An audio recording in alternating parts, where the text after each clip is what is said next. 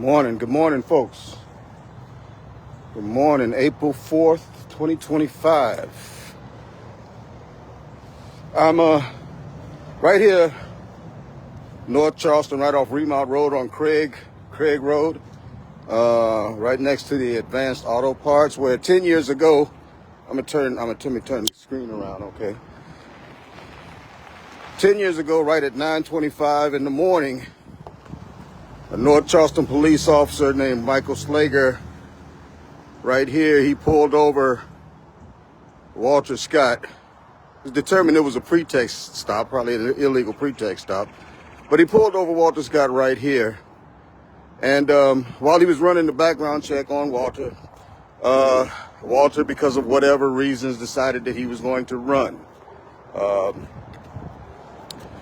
He came from the parking lot right behind where that car is parked at right there.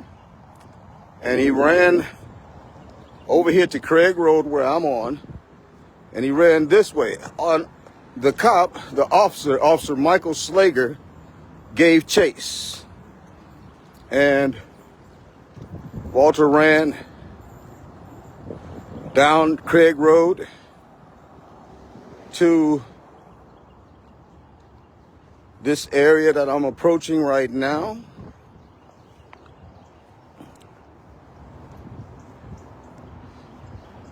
Where there's like would have made a great park at one point or whatever.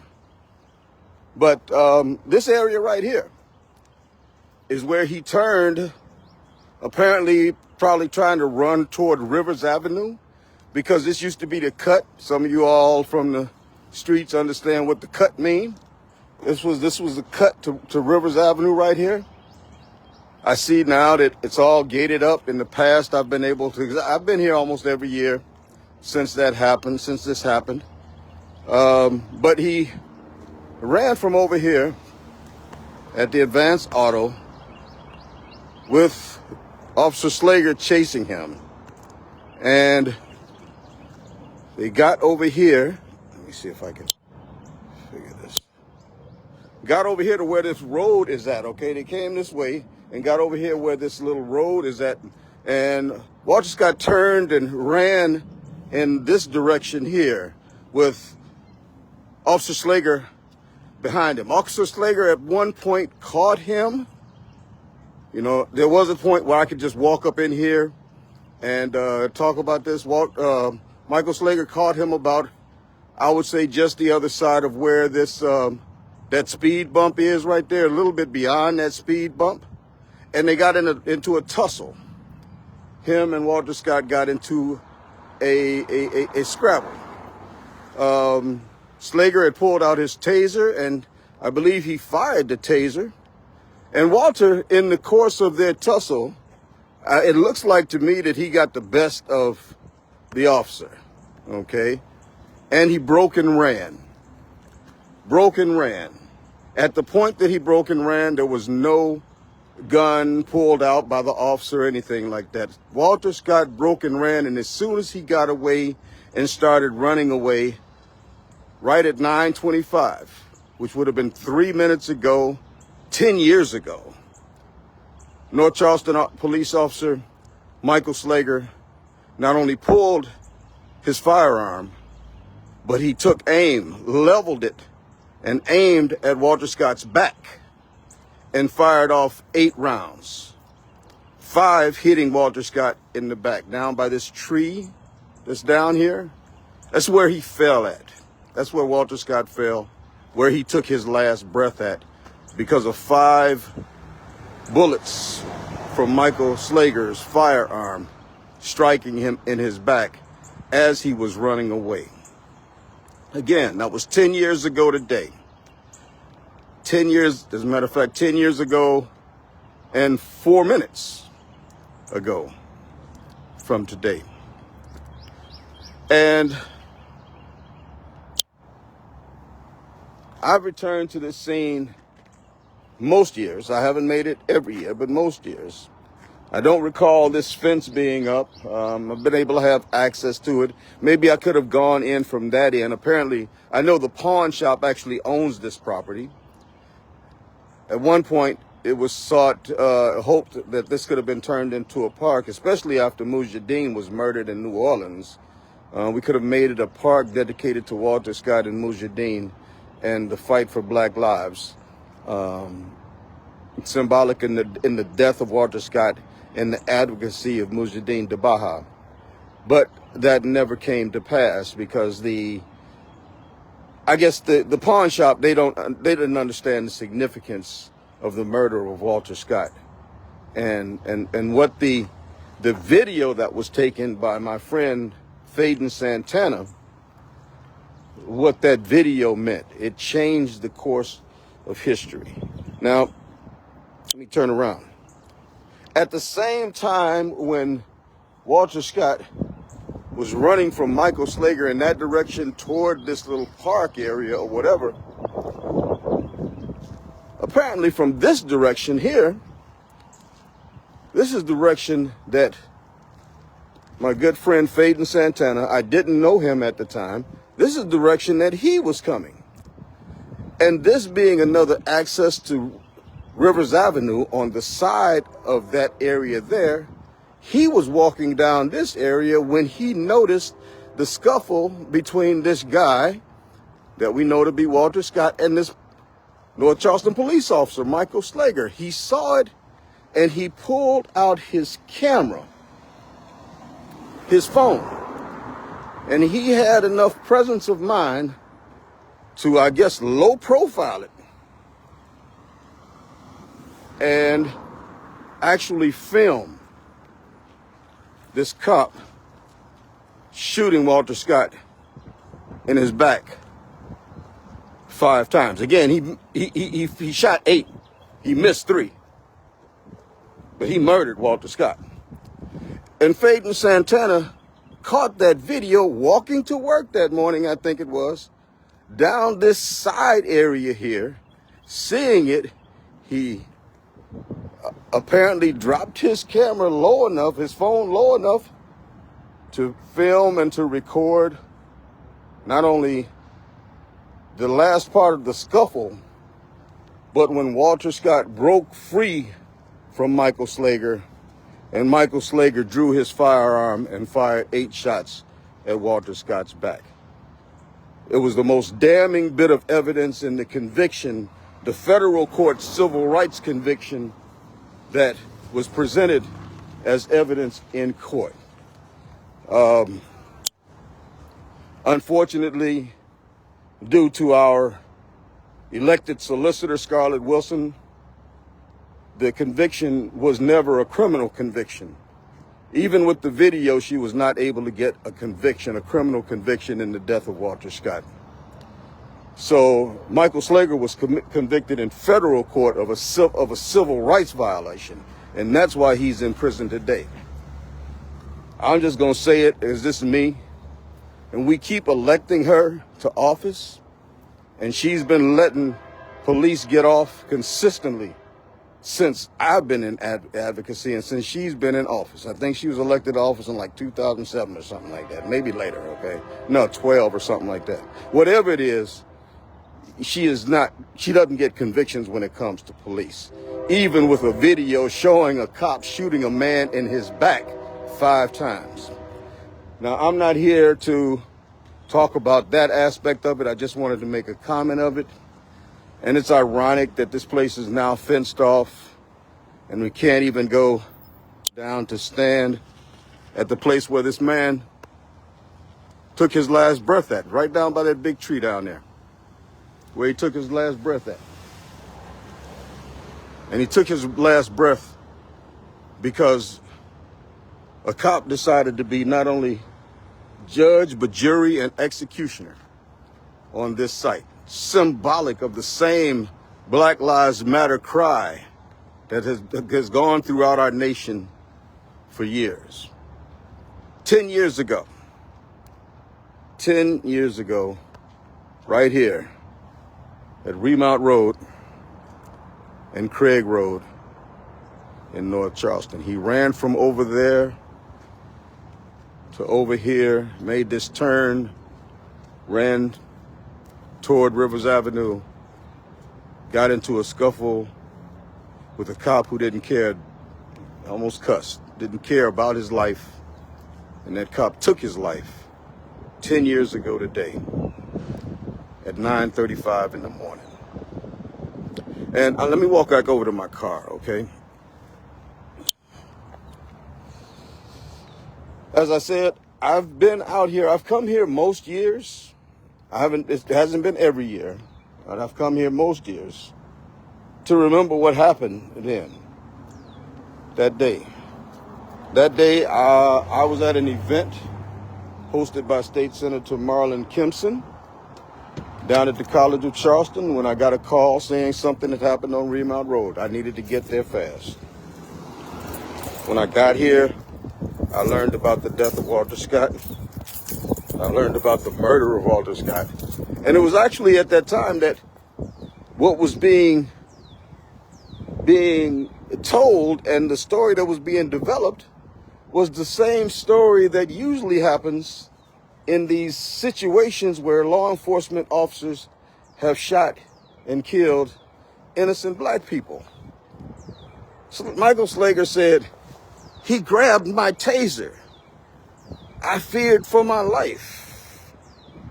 And the reality is, though, that same taser that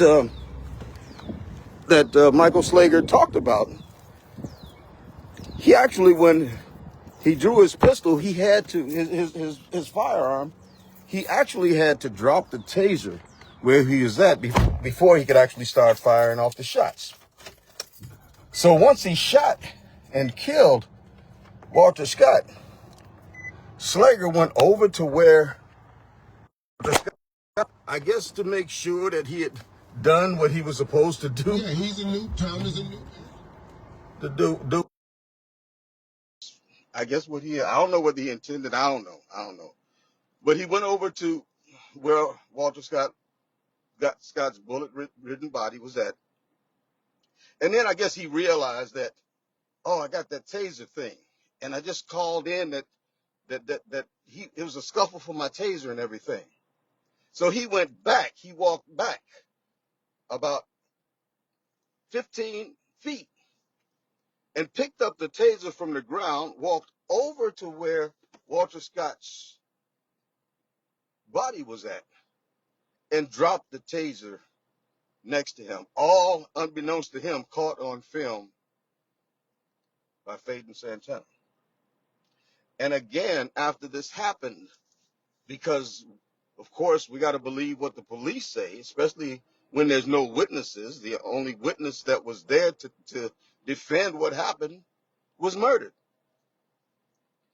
And so the scenario that was being developed by Michael Slager, the scenario that was being embraced by the law enforcement community, and let me, by extension, say, not only the law enforcement community, but the white community that loves to demonize black people and not realize that there are many times when law enforcement officers have wrongfully abused their powers, and the end result of that was the death of a black person.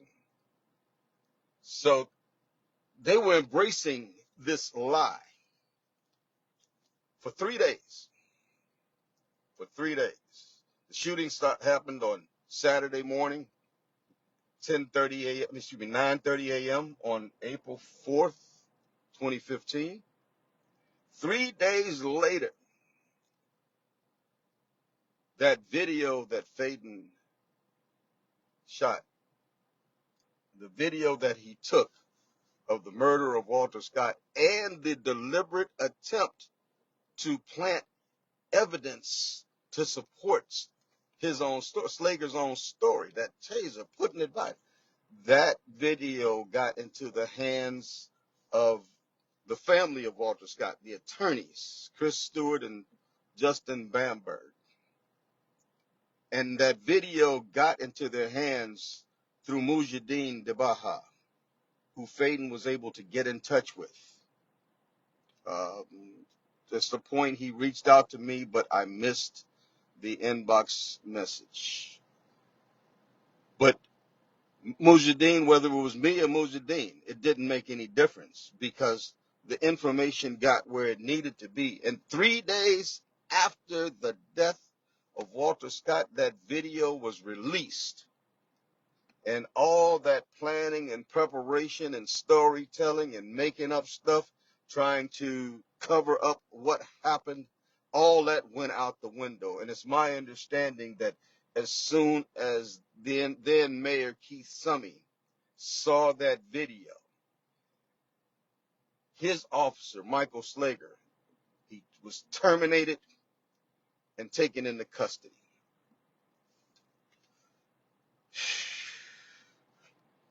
That's a whole lot. So as I come to a close today, it's been 10 years. It's been 10 years also since a little over 2 months later, 9 people were killed inside of Mother Emanuel. That also happened in 2015, about 2.5 months after Walter Scott was murdered. And during that time, and during the time afterward, waiting on trials and everything, I became very close with the Scott family. Mother Judy Scott and elder Walter Scott, and the 2 brothers and their wives, Anthony and Rodney, and that family. And of course, I got close with Faden, and Faden and I are still extremely close. We're like brothers because he believes in the same value system that I believe in. A value system that says that we respect people, that we look out for people, that we do the right thing in spite of whatever. You know, what's amazing about Faden is that he did the right thing. He did exactly what we're always telling people in our community to do. If you see something, you say something. But the reality is that when he did what we say that we're supposed to do, law enforcement, certain law enforcement officers in North Charleston, they came after him with a vengeance, almost vendetta-like, like he had been in the wrong, like he had done something wrong. Caused him at one point to have to even leave to make sure that his family was safe. You see, that's what happens when we allow 2 separate sets of standards, okay? One set of standard that justifies injustice, and another set of standard, the right standard, that says justice is what justice is and it's applied to everyone. But Faden did the right thing. He filmed. He did not plan on being there, but he got that film. And he realized that he needed to get that film in the hands of the people who were most impacted by what happened on April 4th, 2015 at 9:35 a.m. in the morning. And he got it to them, and ultimately justice, a form of justice, was given to this family. Now, as I close, the irony of all of this is that in the aftermath of all of this, and I do believe with the stress and strain that was put on them through being forced to go through 2 trials, not only the civil trial, the state trial right here, where Scarlett Wilson could not bring a conviction against that cop, but a federal trial also. I strongly believe, as Mr. and Mrs. Scott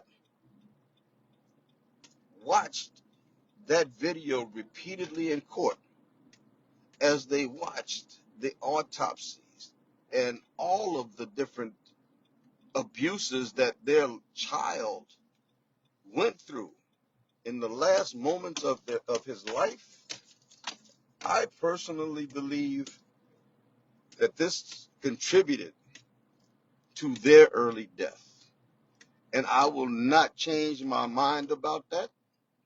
I'm going to stand on that business. As long as I am me, as long as I am Pastor Dixon, I'm going to stand on that business. You see, because after the court case, the federal court case, and the second trial, within months of the verdict of guilty coming back against the cop who killed their loved one. Mother Judy Scott, a beautiful, beautiful person and a heart, just a beautiful heart. She passed in February, about a year, I think it was, after the verdict came. And about 6 months later, her husband, Elder Walter Scott, he passed away. And I strongly believe that it was because of the stress that was put on them through the death of their son, the murder of their son, how it all transpired, then the insensitivity of a system that made them endure 2 full trials before they got any kind of justice, coupled with the fact that all along they courageously and bravely said, I forgive the man that killed my son. So I'm going to close with a short prayer. And I got to be in court at 11 o'clock, federal court at 11 o'clock, about freedom of speech. But with that, let me pray. Father, I come before you today with a humble heart and a hurting heart. As we've touched this point 10 years from the day an injustice was perpetrated right here in North Charleston, an injustice that continues to carry the pain and the hurt that it did 10 years ago. But now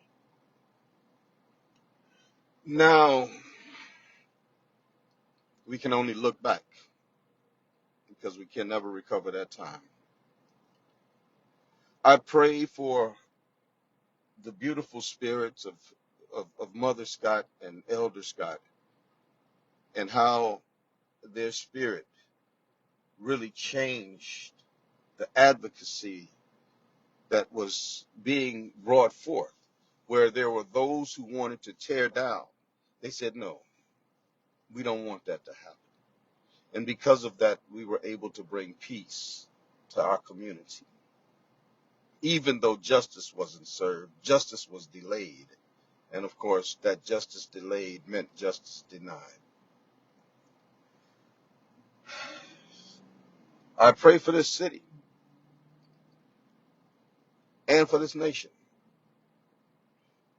that the concept of equity, that the concept of inclusion will be embraced, that we no longer will see separate standards for separate people, and that all men and women, no matter who they are, will be treated equally. And that our law enforcement officers will have a serious revelation, knowing full well that they're called to uphold the law and not to disobey the law, and then justify that disobedience.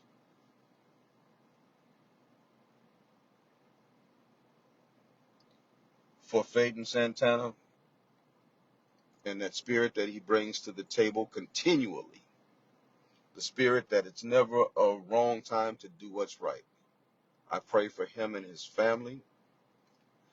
I pray for this city governance, and I pray for all that will hear and see this message that I'm doing here today, and understand that the injustice perpetrated on Walter Scott 10 years ago is only a small microcosm of the injustice that's been perpetrated against black, brown, and poor people in America for decades without any justice.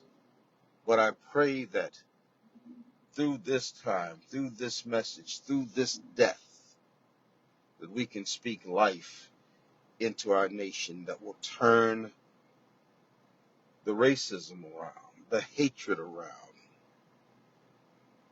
and usher in a period where we can somehow or another live together in peace. This I pray as I prepare for another day June 17th. What happened in 2015, that day should never have happened. And I'll be live again then. I pray this prayer and I ask this blessing in my Savior's name, Jesus. Amen and amen. So listen, you all have a great day.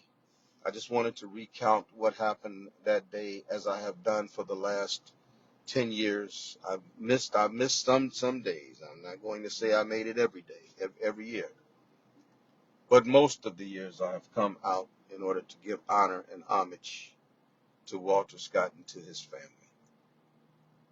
And although I will carry this forever in my heart, I'm really thinking that maybe after 10 years, maybe I'll just, maybe next year I'll do something else. I'll still remember, but maybe I'll do something else, especially because I see that the disrespect that that pawn shop put forward, it continues because now that place is fenced off. You can't even go see where that man wrongfully took his last breath. Y'all take care. Have a wonderful day. Again, I got to get to court, to federal court, and I'm going to talk to y'all again soon. Love y'all. Remember, peace.